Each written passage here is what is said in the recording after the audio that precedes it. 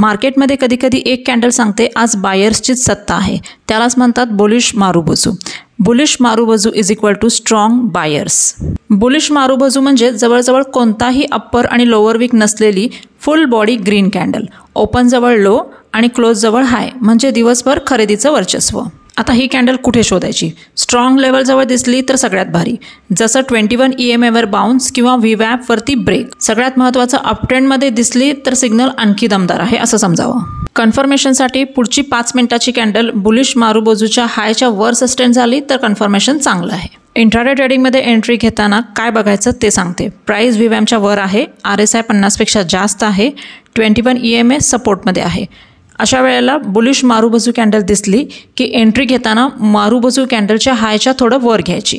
Stop loss लावा marubozu कॅन्डलच्या लोच्या थोडंसं खाली आणि टार्गेट ठेवा 1:2, 1:3.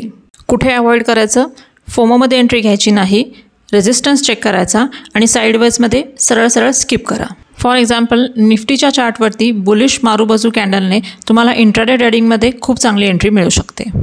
अशा आणखी प्रॅक्टिकल स्क्रिप्टसाठी फॉलो करा इन्व्हेस्ट इन नॉलेज.